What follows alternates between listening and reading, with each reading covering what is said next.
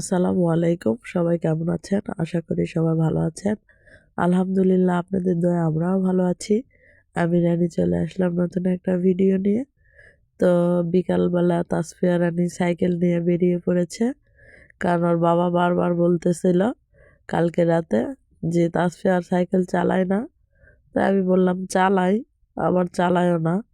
তো বললাম আমি তো দেখি না, তুমি তো ভিডিও ছাড়ো না ও সাইকেল চালাচ্ছে কি চালাচ্ছে না। তো সেই জন্য আজকে বিকালবেলা ওই যে দেখতেই পাচ্ছেন মানে সাইকেল নিয়ে বেরিয়ে পড়েছে। এই যে বড়টা দাঁড়ায় আছে আর ছোটটা সাইকেল চালাচ্ছে। আর এই যে ছোটটা সাজুগুজু করে সাইকেল নিয়ে বেরিয়ে পড়েছে, কাজল দিয়েছে চোখে, অনেক সুন্দর লাগতেছে আমার বাচ্চাটাকে। সবাই মাশাআল্লাহ বলবেন। আর বাপের আদরের দুলালি মেয়ে,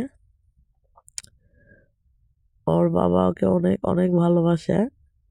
আর ছোটরা সবসময় বেশি ভালোবাসা পায় আর কি। তাই তো মা মেয়ে করতেছি। আর তারপরে শাশুড়ি আম্মা আর আমরা সবাই মিলে চলে গেলাম আমাদের মোড়ের ওখানে। শাশুড়ি আম্মা একটা টেবিল বানাতে দিছে, তো যেয়ে দেখি এখনো হয় নাই। তা আমরা সবাই ওখানেই দাঁড়ায় আছি আর বললাম যে এখনই বানাই দেখ।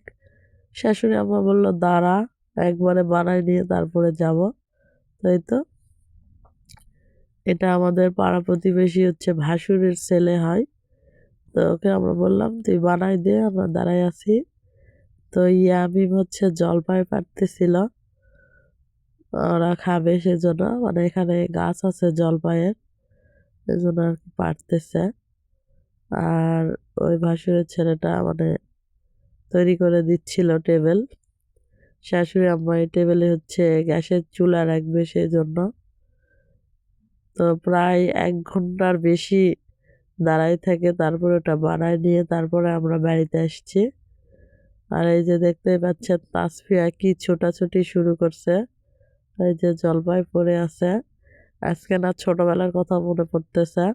ছোটবেলায় কত জলপাইয়ের গাছে গাছে যায় দাঁড়াই থাকছি, একটা জলপাই পড়তো যদি নিতাম কুড়াই কুড়াই।